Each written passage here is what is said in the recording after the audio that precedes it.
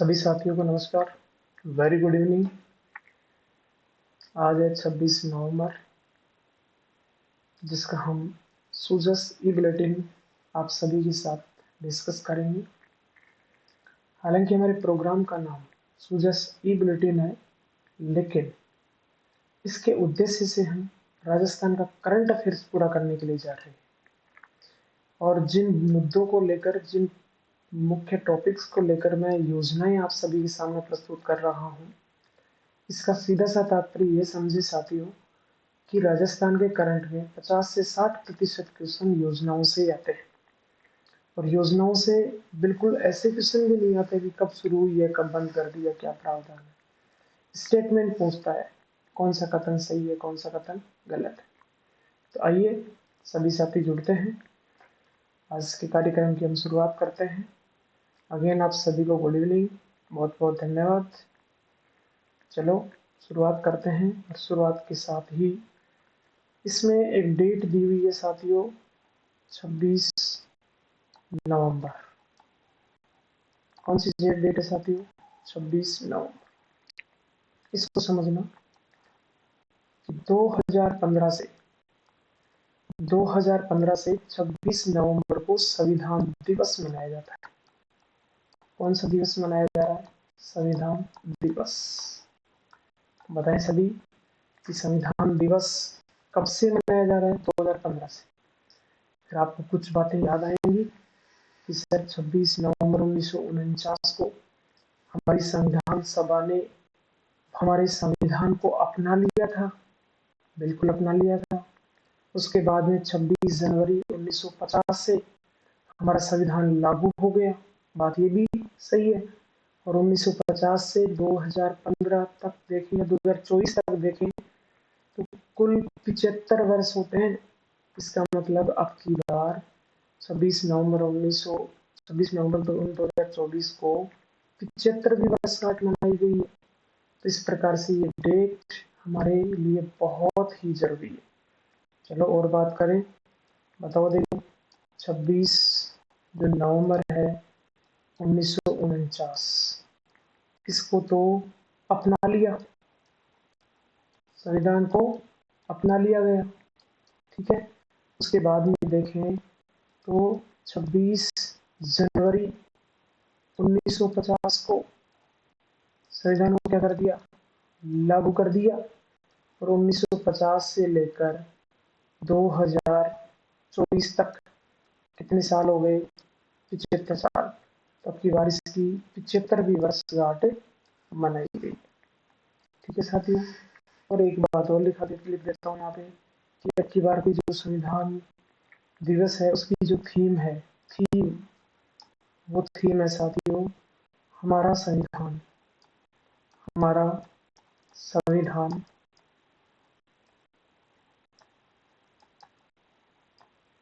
हमारा स्वाभिमान, हमारा स्वाभिमान।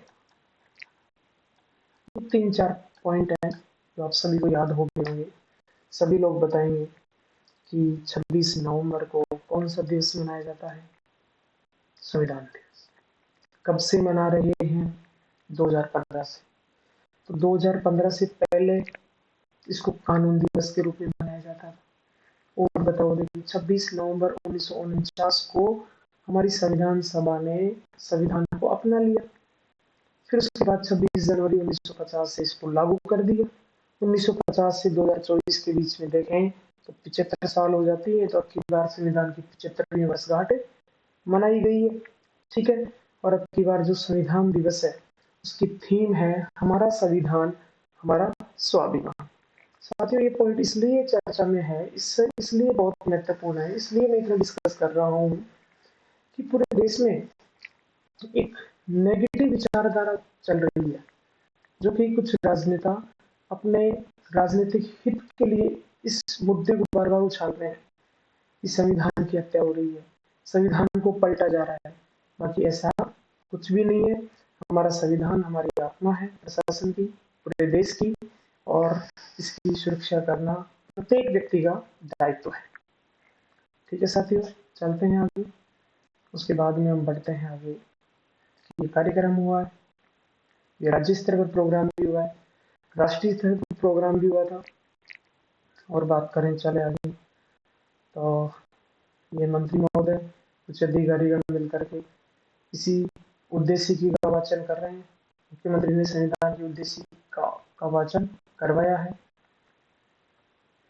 ये देखें, इसके बार कौन सी वर्षगांठ मनाई गई है? 75वीं वर्षगांठ मनाई गई है।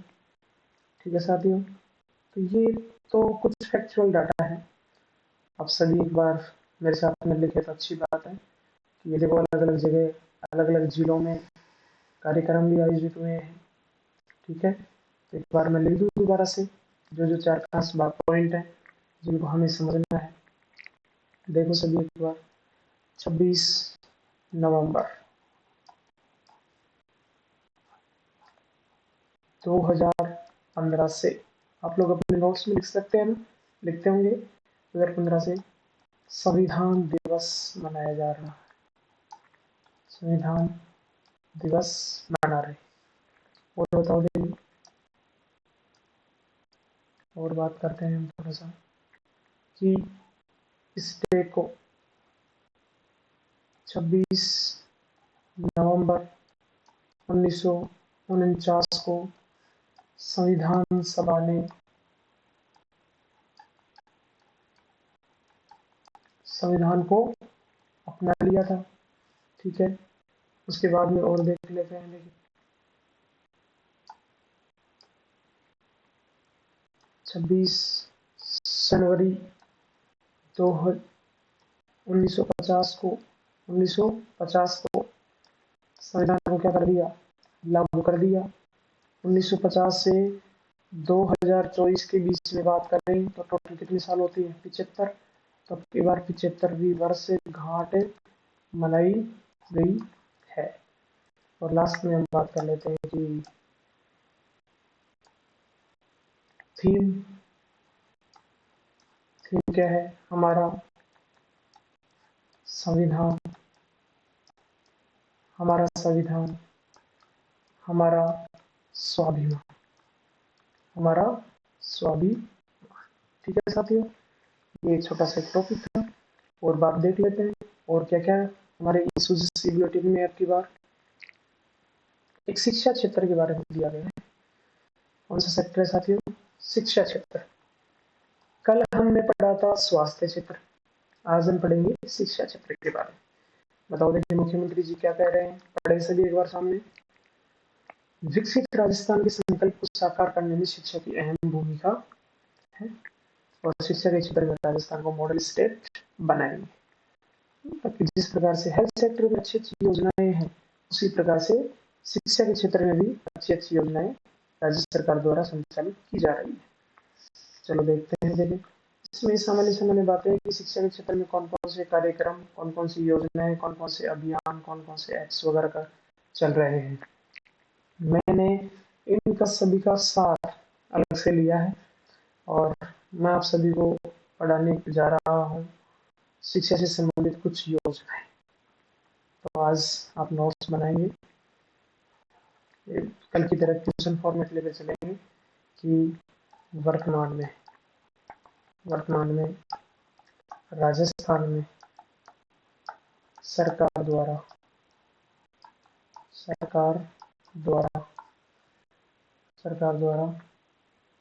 शिक्षा के क्षेत्र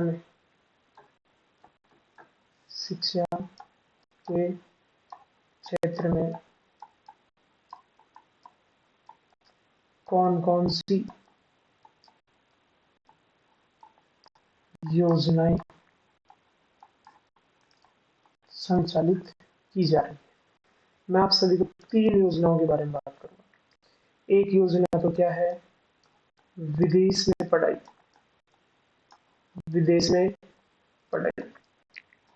हालांकि गहलोत जी ने इस योजना की शुरुआत की थी, उसका नाम था Rajiv Gandhi centre for excellence academic योजना। उसका नाम राजीव गांधी की जगह कर दिया स्वामी विवेकानंद। कौन सी योजना कर दिया? स्वामी विवेकानंद। ये ध्यान रखना है, नाम तो बदला ही है, नाम बदलने के साथ में थोड़ा बहुत प्रावधान भी चेंज किए जाते हैं। तो इस योजना को पढ़ेंगे। ठीक है, दूसरी योजना आप लोगों ने सरकारी स्कूल में भी आप लोग पढ़े हैं, तो वहां पर आपने देखा होगा एक प्रोग्राम चलता है मिड डे मील। कौन सा प्रोग्राम साथियों? मिड डे मील, मतलब बच्चों को खाना खिलाया जाता है। उसी प्रकार से आजकल दूध भी मिलता है बच्चों। क्या मिलता है स्कूल में? दूध भी मिलता है। पहले तो इस योजना का नाम था मुख्यमंत्री बाल गोपाल योजना, उसके बाद में इस योजना का नाम कर दिया साथियों अन्नाधाय, अन्नाधाय। ठीक है, इसको हम पढ़ेंगे। 3 नंबर पे है साथियों निशुल्क, निशुल्क यूनिफॉर्म, यूनिफॉर्म। प्रत्येक स्टूडेंट को 1 से लेकर के 8वीं तक के बच्चों को यूनिफॉर्म मिलती है, 2 यूनिफॉर्म मिलती है। कपड़ा भी मिलेगा और सिलाई के लिए 200 रुपए भी मिलते हैं। हमारे सुजस बुलेटिन की बात करें तो शिक्षा के बारे में कुछ अच्छी अच्छी बातें दी हुई है। शिक्षा को लेकर के एक मीटिंग ली जा रही है माननीय मुख्यमंत्री जी द्वारा। क्यों ना हम शिक्षा के क्षेत्र में संचालित प्रमुख योजनाओं को पढ़ें। तो आज हम 3 योजनाएं पढ़ेंगे, सभी लोग अपने साथ में रहेंगे और ये योजनाएं ऐसी हैं कि इनको आप साथ ही याद भी कर सकते हैं। देखो भाई कौन सी योजना है, बोलो 1 नंबर कौन सी है भाई? फर्स्ट नंबर है Swami Vivekananda scholarship for academic excellence योजना। मैंने बताया कि पहले तो इसका नाम था राजीव गांधी। क्या नाम था पहले? Rajiv Gandhi academic excellence scholarship योजना। इसी योजना को पढ़ोगे तो स्कॉलरशिप मतलब इसमें छात्रवृत्ति भी मिलती है। ठीक है, एकेडमिक्स पढ़ाई के लिए क्या मिलती है? इसमें छात्रवृत्ति मिलती है। ये कॉलेज शिक्षा विभाग की योजना है। ठीक है, इसका मतलब कॉलेज में जाएगा, 12वीं पास करने के बाद जो बच्चा कॉलेज में जाएगा उसको न केवल देश की बल्कि विदेशों की अच्छी अच्छी टॉप 150 यूनिवर्सिटीज में पढ़ाया जाएगा और उनको सरकार के द्वारा आर्थिक सहायता दी जाएगी, उनकी फीस भी दी जाएगी और उनको रहने के लिए किराया भी दिया जाएगा। ठीक है साथियों, इसके साथ ही सीटों की स्थिति भी बदल दी। नाम तो बदल ही दिया, इन्होंने सीटों की स्थिति बदल दी। मैं आपको बता दूं कि पहले 500 सीटें होती थी कि 500 राजस्थान के निवासी होने चाहिए। राजस्थान के 500 बच्चों को विदेशी जो टॉप यूनिवर्सिटीज हैं उनमें पढ़ाने के लिए फीस दी जाती थी सरकार के द्वारा। सही है, अब की बार क्या कर दिया कि 500 को घटा करके 300 तो कर दिया विदेशी संस्थानों में, 300 तो, और 500 में से 300 माइनस कर दिया, कितनी बची? 200। 200 के लिए देश के ही शैक्षणिक संस्थानों में पढ़ाई करवाई जाएगी। बच्चे तो उतने रहेंगे।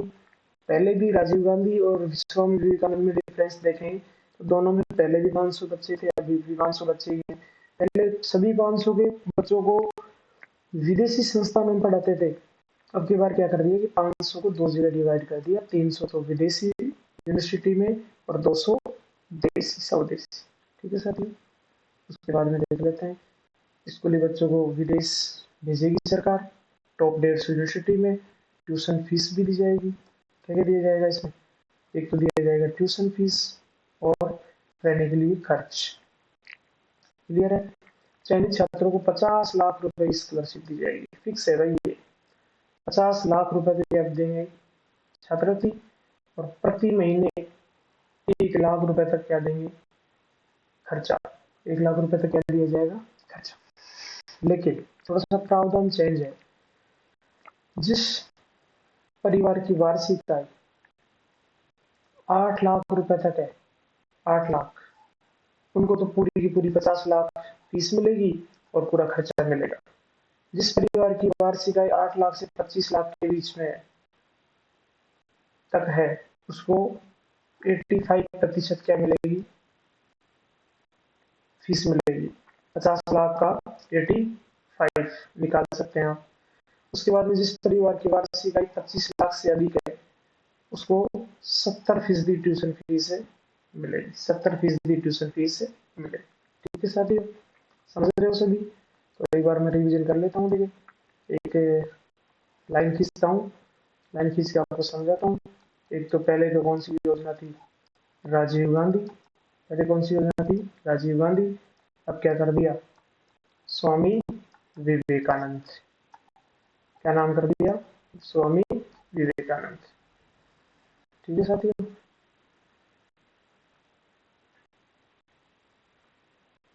दिख रहा है तो सभी को? तो ठीक है, इधर ध्यान दो। देखिए, राजीव गांधी में 500 बच्चों को, सभी को कहाँ पे पढ़ाया जाता था? विदेशी संस्थानों में। यहाँ पे बच्चे तो कितने हैं साथियों? 500 ही है, लेकिन 500 को दो जगह डिवाइड कर दिया, 300 प्लस 200। 300 को तो कहाँ पढ़ाएंगे? विदेशों में पढ़ाएंगे। और 200 को कहाँ पर पढ़ाएंगे? स्वदेशी संस्थानों में पढ़ाया जाएगा। क्लियर है यहाँ तक? कोई दिक्कत थोड़ी है किसी को? कोई दिक्कत नहीं है तो इधर ध्यान दे सके एक बार कि टोटल कितने रुपए मिलेंगे? 50 लाख प्लस 1 लाख क्या मिलेगा? किराया। सही है, लेकिन 50 के 50 लाख तो किसको मिलेंगे? जिसकी वार्षिक आय 8 लाख से क्या होती है? कम है। यदि 8 लाख से 25 लाख के बीच में किसी की वार्षिक आय है तो उसको 85, 50 लाख का कितना, 85% मिलेगा। जिसकी वार्षिक आय 25 लाख से अधिक है उसको 50 लाख का कितना, 70% मिलेगा। उम्मीद है आप सभी को ये याद हो गया होगा। एक बार और रिवीजन कर लेते हैं, देख लेते हैं कि शिक्षा के क्षेत्र में योजना है। Swami Vivekananda scholarship for academic excellence योजना है। पहले इसका नाम Rajiv Gandhi academic excellence scholarship योजना थी। कॉलेज शिक्षा विभाग इसका नोडल विभाग है। इसके साथ ही सीटों की स्थिति भी बदल दी, नाम भी बदल दिया। सीटें तो 500 होंगी, पर विदेशी संस्थानों में पढ़ाई के लिए 300 सीटें ही रहेंगी। शेष 200 के लिए देश के ही शैक्षणिक संस्थानों में पढ़ाई करवाई जाएगी। स्कूली बच्चों को विदेश भेजेगी सरकार। टॉप 150 यूनिवर्सिटीज में ट्यूशन फीस में 50 लाख रुपए मिलेंगे, रहने के लिए खर्च 1 लाख रुपए मिलेगा। लेकिन 50 लाख को पुनः 3 कैटेगरी में बांट दिया, E1, E2, E3। यदि 8 लाख से कम वार्षिक आय है तो ट्यूशन फीस 50 लाख रुपए, 8 लाख से 25 लाख है तो 50 लाख का 85%, और 25 लाख से अधिक है तो 70% ट्यूशन फीस मिलेगी। ठीक है साथियों, चले आगे। उसके बाद में दूसरी एक योजना पढ़ते हैं, बहुत ही अच्छी योजना है, अन्नाधाय बाल गोपाल योजना। मैंने बताया था कि मिड डे मील मिलता है। मिड डे मील की शुरुआत 2000 के आसपास कर दिया था, और उसमें पहले तो मिलता था गेहूं की जो पका करके दाने खिलाए जाते थे। उसके बाद में इसमें रोटी भी शुरू कर दिया था। और पिछले बार गहलोत जी ने बच्चों में जो कुपोषण की बड़ी समस्या है उसको दूर करने के लिए दूध चालू कर दिया। पहले तो गांव गांव से ही दूध लेकर आते थे, लेकिन इतना दूध इकट्ठा करना एक संभव नहीं है, तो बाद में पाउडर का दूध चालू कर दिया था। ध्यान से सप्ताह में पहले 1 दिन चालू किया था, उसके बाद में 2 दिन, प्रेजेंट में ये पूरे पूरे 6 दिन तक ये दूध पिलाया जाता है बच्चों को। ठीक है, 1 से 5 तक के बच्चों को 150 ml दूध पिलाया जाता है, और 6 से 8 तक के बच्चों को 200 ml दूध पिलाया जाता है। सही है, लेकिन जब गहलोत जी ने इस योजना की शुरुआत की थी, कब की थी? 29 नवंबर 2022 को। उस समय इस योजना का नाम बाल गोपाल योजना था, मुख्यमंत्री बाल गोपाल योजना था। ठीक है, वर्तमान सरकार ने इसका नाम बदल दिया। अभी तक मैसेज ये है कि नाम बदलने के साथ में कुछ प्रावधान भी बदलती है सरकार, लेकिन अभी तक ऐसा कोई प्रावधान बदला नहीं है, सिर्फ नाम ही बदला है। तो फिर ऐसे नाम बदलने से कैसे काम चलेगा? तो उन्होंने कहा है कि भविष्य में हम मिलेट्स को भी शामिल करेंगे। मिलेट्स मतलब मोटा अनाज, बाजरा इत्यादि को भी कुछ खाने में दिया जाएगा, क्योंकि मिलेट्स जो मोटा अनाज है वो अधिक पौष्टिक होता है। सही है, तो इसको पढ़ लेगा एक बार। बहुत ही सी बातें हैं जो मैंने कहा है अभी, वही बातें हैं कि पहले सीएम अशोक गहलोत जी ने कब शुरू किया था इसको? शुरू कब किया था साथियों? 29 नवंबर 2022 को मुख्यमंत्री बाल गोपाल योजना की शुरुआत की थी। इसका नोडल विभाग स्कूली शिक्षा विभाग है। अभी हमने जो स्वामी विवेकानंद जो योजना पढ़ी है उसमें कॉलेज शिक्षा विभाग थी। कौन सी थी? कॉलेज शिक्षा विभाग। देखो, योजना का नाम परिवर्तन कब किया? 4 सितंबर 2024 को अन्नाधाय बाल गोपाल योजना रख दिया। स्कूली छात्रों को पाउडर मिल्क मिलेगा। कौन सा मिल्क मिलेगा? पाउडर मिल्क मिलेगा। उसी बात साथ में सप्ताह में कितने दिन? 6 दिन। सप्ताह में 6 दिन, इसका मतलब सभी रोजाना ही मिलेगा। ठीक है, 1 से 5 तक के छात्रों को 15 ग्राम पाउडर से 150 ml दूध। अभी मैंने बताया 6 से 8 तक के बच्चों को 20 ग्राम पाउडर से 200 ml दूध मिलेगा। क्लियर है? अब आप ये सभी पाउडर का दूध पिलाएंगे, बिल्कुल। ये पाउडर के पैकेट की सप्लाई कौन करेगा? पैकेट की सप्लाई कौन करेगा? पैकेट की सप्लाई करेगी एक संस्था है, RCDF। कौन सी संस्था है साथियों? RCDF, Rajasthan cooperative dairy federation. इसका मुख्यालय कहाँ पर है? जयपुर में। इसकी जो स्थापना की गई थी 1977 में की गई थी। RCDF वही है साथियों, मैंने पढ़ाया था डेयरी उद्योग पढ़ाया था डेयरी के बारे में। तो डेयरी की जो शीर्ष संस्था है, शीर्ष संस्था, ये वही कौन सी है? ये RCDF ही है। ठीक है, राजस्थान कोऑपरेटिव डेयरी फेडरेशन, इसके द्वारा पाउडर वितरित किया जाता है। सही है साथियों? तो इसको भी एक बार पढ़ लेते हैं। इधर तो है मुख्यमंत्री बाल गोपाल योजना, ठीक है। उसके बाद में दूध पिलाएंगे। तो इतिहास में एक पात्र है पन्ना भाई के नाम से, मेवाड़ के इतिहास से जुड़ा हुआ है। वो राजकुमार को दूध पिलाती थी, उसे आप लोग याद कर सकते हो। क्या नाम कर दिया? पन्ना भाई। ठीक है, इस योजना की शुरुआत होती है साथियों 29 नवंबर 2022। इस योजना को नाम बदल दिया 4 सितंबर 2024। ठीक है, दोनों में सेम जो प्रावधान है, सेम प्रावधान यही है कि 1 से 5 तक के बच्चों को दो 50 ml दूध, ठीक है, और 150 ml 15 ग्राम पाउडर से बनेगा। 15 ग्राम पाउडर से दूध बनाएंगे। उसके बाद में बात करें तो 6 से 8 तक के बच्चों को 200 ml दूध और ये 20 ग्राम पाउडर से तैयार किया जाएगा। एक संस्था भी ध्यान रखना है, RCDF राजस्थान में डेयरी विकास से संबंधित शीर्ष संस्था है। 1977 में इसकी स्थापना की गई है और इसका मुख्यालय कहाँ पर है? जयपुर। कहाँ पर है साथियों? जयपुर। पूरा नाम है Rajasthan cooperative dairy federation. Clear है क्या सभी को? 2 योजनाएं याद है? एक बार अगेन आपको रिवीजन करवा देता हूँ, सभी लोग मेरे साथ में बोलेंगे। अन्नदाता बाल गोपाल योजना, पहले नाम था मुख्यमंत्री बाल गोपाल योजना, 29 नवंबर 2022 को शुरू की गई थी और 4 सितंबर 2024 को नाम बदल दिया इसका। ये स्कूली शिक्षा परिषद से संबंधित है। वो पहले वाली योजना कॉलेज शिक्षा से संबंधित थी। और इसमें जो पाउडर का मिल्क मिलेगा सप्ताह में 6 दिन दिया जाएगा। 1 से 5 तक के छात्रों को 15 ग्राम पाउडर से 150 ml दूध, 6 से 8 तक के बच्चों के लिए 20 ग्राम पाउडर मिल्क से 200 ml का दूध पिलाया जाएगा। और जो पाउडर की जो सप्लाई है वो किसके द्वारा? Rajasthan cooperative dairy federation. ठीक है साथियों, और आज का हमारा लास्ट टॉपिक है। लास्ट टॉपिक एक और योजना है, कौन सी? स्कूली शिक्षा से संबंधित में राजस्थान मुख्यमंत्री स्कूल यूनिफॉर्म वितरण योजना। नाम से पता चल रहा है कि इसमें बच्चों को फ्री में निःशुल्क यूनिफॉर्म दी जाती है। आप लोग समझ गए होंगे कि यूनिफॉर्म फ्री में, और फ्री के काम गहलोत जी ने शुरू किया था। तो ये जो डेट है ना साथियों, कौन सी डेट? 29 नवंबर 2022। इस डेट को याद ही रखना। आप कहीं से इससे पहले जो मुख्यमंत्री बाल गोपाल योजना बताया था उसमें भी यही डेट थी। बिल्कुल साथियों यही डेट है। गहलोत जी ने 2 योजनाओं की शुरुआत एक ही डेट को किया था। क्लियर है? और दोनों का वर्तमान सरकार ने क्या कर दिया? नाम बदल दिया। ये भी स्कूल शिक्षा परिषद से संबंधित है और इसकी शुरुआत भी 29 नवंबर 2022 को राजस्थान के पूर्व मुख्यमंत्री यशस्वी अशोक गहलोत जी ने शुरू किया था। ठीक है, 2 योजना है एक साथ, देखो कौन कौन सी है? मुख्यमंत्री बाल गोपाल योजना और मुख्यमंत्री निःशुल्क यूनिफॉर्म वितरण योजना। राजकीय विद्यालयों में ध्यान रखना चाहिए कि प्राइवेट स्कूलों में पढ़ने वाले बच्चों को ड्रेस दे दी जाएगी, केवल और केवल गवर्नमेंट स्कूल। कौन सी स्कूल होनी चाहिए साथियों? गवर्नमेंट स्कूल के स्टूडेंट्स ही होनी चाहिए।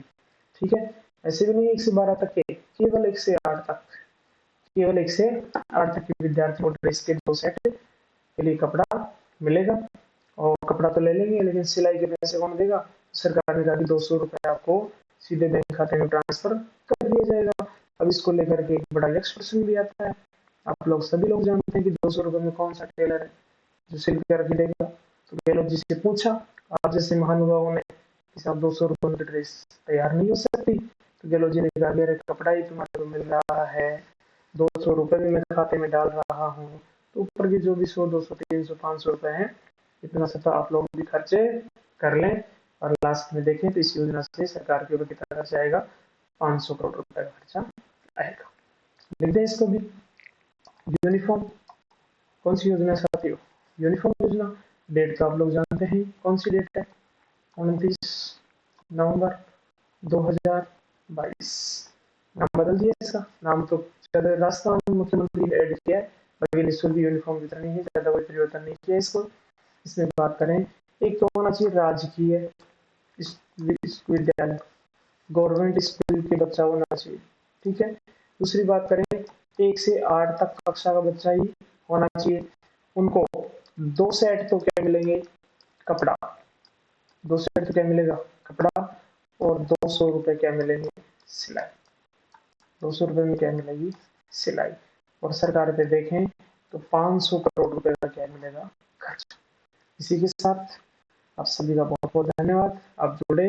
मुझे पूरी उम्मीद है कि ये तीनों योजनाएं आप लोग याद भी कर लेंगे, अपने शॉर्ट नोट्स में भी लिख लेंगे, क्योंकि यही क्वेश्चन आने वाले हैं। आप ध्यान रखना, अगले 4 साल तक यही सरकार रहने वाली है, यही सरकार रहने वाली। जैसे कि अभी उपचुनाव हुए, उपचुनाव में कांग्रेस बुरी तरह हार गई। कांग्रेस के प्रदेश अध्यक्ष गोविंद सिंह डोटासरा जी से पूछा कि क्या रहा, कैसा प्लान है आगे का, तो उन्होंने मान लिया कि भाई हमें भी पता है, अगले 4 साल तक भारतीय जनता पार्टी रहने वाली है, भारतीय जनता पार्टी का शासन रहने वाला है। इसलिए वर्तमान सरकार के द्वारा जो जो योजना चल रही है, साथियों बहुत अच्छी बात है कि आपको मैं क्षेत्र वाइज, सेक्टर वाइज योजनाएं करवा रहा हूँ। जैसे कल हमने स्वास्थ्य की देखा और शिक्षा की देख लिया हमने, क्लियर है, तो उसके अकॉर्डिंग ही याद करवा रहा हूँ। तो मैं यही कहना चाह रहा हूँ कि अगले 4 साल तक जितनी वैकेंसी होंगी, 2 साल 12 महीने, मुझे पूरी उम्मीद है कि आप 12 महीने 2 साल में ही जॉब प्राप्त कर लेंगे, और बहुत सारे क्वेश्चन मिलेंगे, बहुत सारे क्वेश्चन मिलेंगे। आजकल तो पिछले सीटी के पेपर्स को देखे तो ऐसे क्वेश्चन भी आ रहे हैं कि कौन सा कथन गलत है, कौन सा कथन सही है। इसके लिए भी मैं संडे में एक दिन टाइम निकालूंगा कि इन योजनाओं के मैं क्वेश्चन फॉर्मेट में लेकर आऊँ, ताकि आप लोग इनका भी सॉल्यूशन कर सकें। आज के लिए इतना ही, मिलते हैं कल। बहुत बहुत धन्यवाद, थैंक यू।